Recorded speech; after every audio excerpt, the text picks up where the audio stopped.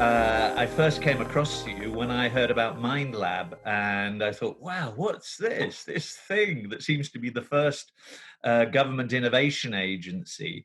And I think it started in 2002, and you directed it from 2007 to 2014, and now are directing the Danish Design Centre.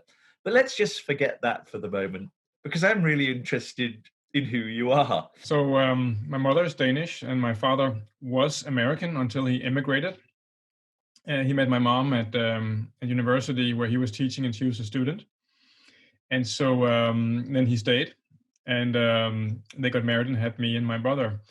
And basically, that means I grew up in a family in Denmark, but with a very strong relationship to the United States, and also in many ways a global outlook because of sort of this international element in my childhood. Right. The other thing I thought quite interesting when we had a chat was that you played with this game as an 8-year-old with your brother onwards, 8 till 12, which I think was called Logo, which is now Yes. called Scratch. Yeah, I mean, so I think so. I grew up with in a family and with my dad who was very interested in computers and in the potential of using computers for learning and education. And very early on, in my home we had microcomputers in the 70s, early 80s, where very few people had access to that. And in a sense, my brother and I were kind of guinea pigs and saying, so how far can kids go with this programming and Uh-huh, coding? Was back then it was just called programming.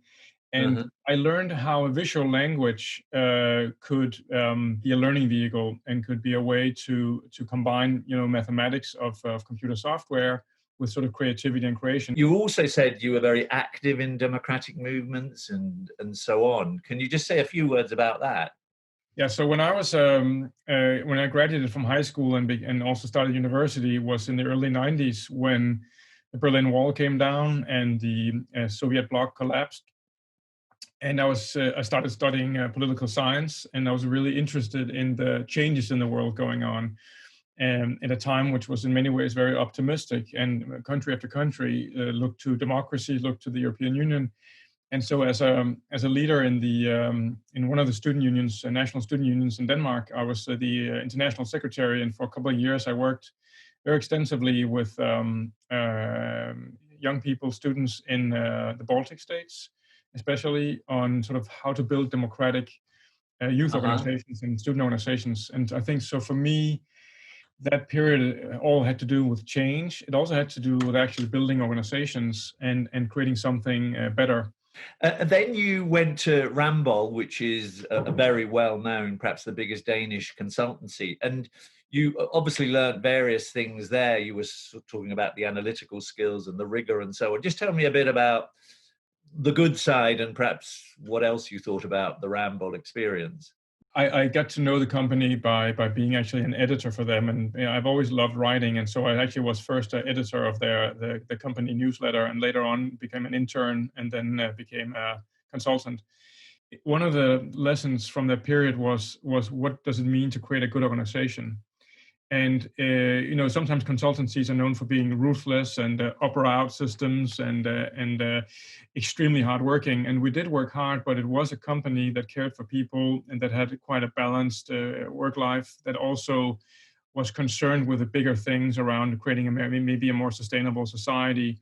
And actually, the company ultimately is foundation owned, which means being foundation owned, you can take a longer view of your role in society than only profits and return to shareholder. And being part of that kind of ethos and also really good management and close good leadership became formative for me. You were also saying that Ramboll allowed you to sort of experiment in various ways that a traditional company may not have done. Yeah, I mean, I back then I got a new role and played that role from the US, but then I came back and got interested in both in leadership quite a lot and also in innovation. And when it struck me that the idea of innovation and the concept of innovation was very foreign to government, and we were advising governments on all kinds of things.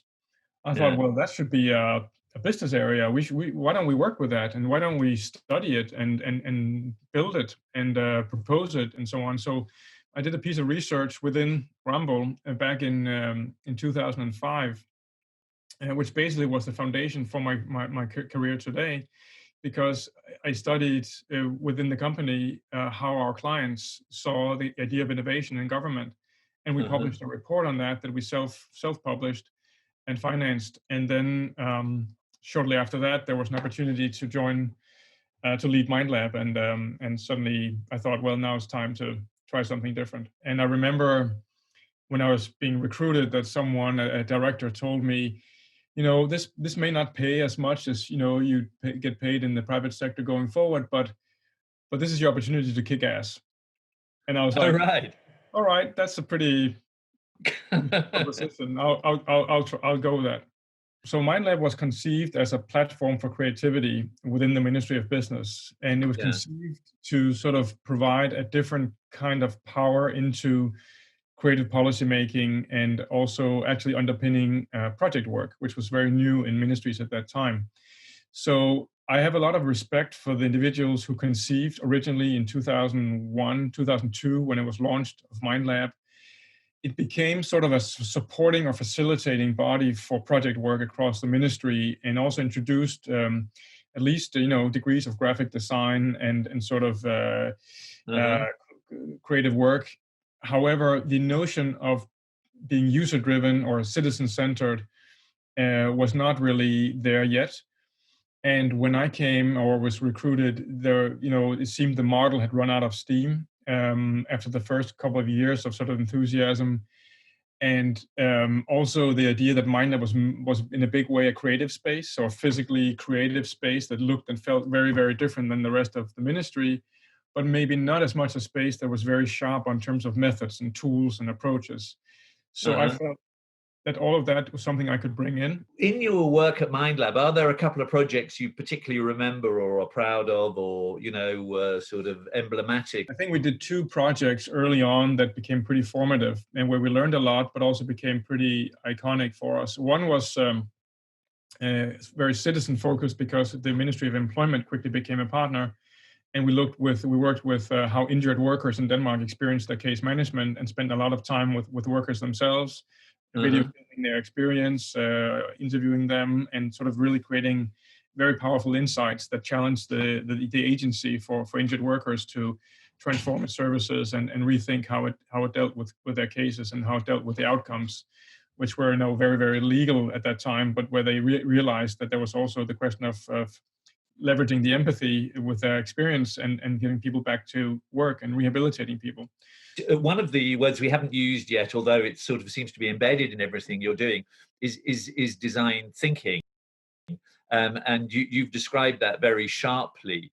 Right. And of course, if you Google design thinking, you can find 100 different definitions. So to me, design thinking is a process of systematic creativity that takes users or people as its starting point and end point. Uh-huh. And it's an iterative process, experimental, often very visual in nature. Uh-huh. And finally, as its outcome, has graphics, products, services, or systems. And finally, the purpose of design thinking and design work can be both commercial and social, which means that the competencies and tools of designers can be leveraged both for creating business growth and differentiation and competition, or can be leveraged to create societal outcomes for people and for planet.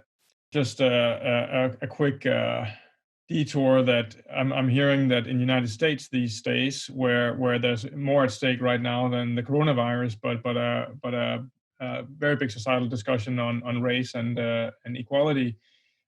Some are calling for and actually taking steps to build new police departments from scratch. Yeah, And Minneapolis, for example. exactly, it was just decided by the city council apparently. And so with that, I'll say that we have designed the organizations, the institutions, and their products and services that we have today. Yeah. And to the extent that we've designed some that are dysfunctional, bad for the planet or bad for people, we can redesign them, or maybe we can even design them all over from scratch.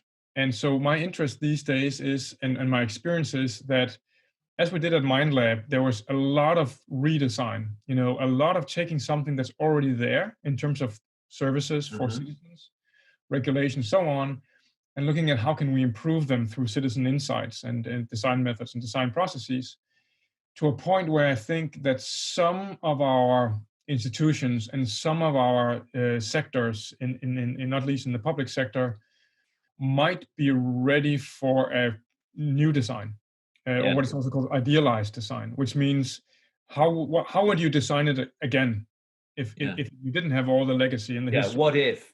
And let's take all the knowledge we have today, all the skills, all the technology, all the insights, all the learnings we have, our collective intelligence, and put that together and then build something better. So now that we've learned that we can change things by design, and we can, by the way, we can also design digital algorithms and artificial intelligence and very, very rapidly create products and services that go to scale, we now have to take on the responsibility of being, so design savvy, both responsibilities of creating good organizations, but first and foremost of the responsibility of leaving our society and our planet better, for the next generations. So that becomes a very, very big, you could say, big idea, which is what's the power of design to transform. What I like, I think we all like, is this ethical foundation that you're talking, which anchors you and in a sense guides you with strategic principles. And so you can be tactically flexible because you know you've always got a ethical anchor. But you've linked, I think, also different definitions of what is capital, what is value, obviously in the environmental thing and the inclusive thing. Yeah. So first of all, when we work with scenarios or what we call scenario design, it's sort of we're beginning to call them living futures, which means that if you want to take responsibility for the future, you have to be able to imagine what might happen. And you have to Yeah. imagine what might happen from a human perspective, not just from a systems perspective or from an analytical perspective. So this idea of living futures has become quite central in at least some of our work, also in exploring what design methods can do. Perhaps just a final question is really storytelling, because to some extent, many people, us probably included, we're talking to the people we know and usually professionals and so on. But how do you communicate in an iconic way? I mean, the difference between iconic communication where you get it in one and then you understand it later versus a narrative story where you really have to analyze, which perhaps is not so immediately compelling. So what do you think about storytelling in terms of the issues we're talking about? What we think is powerful in that work is bringing stories into future options or future worlds. And again, when I look back in my own life, I mean, growing up with listening to stories, reading a lot, being very curious, being told stories when I grew up, and also starting to write stories. So I think I've always been interested in the big questions. The story back then was, is there life on another planet? On Titan, that is.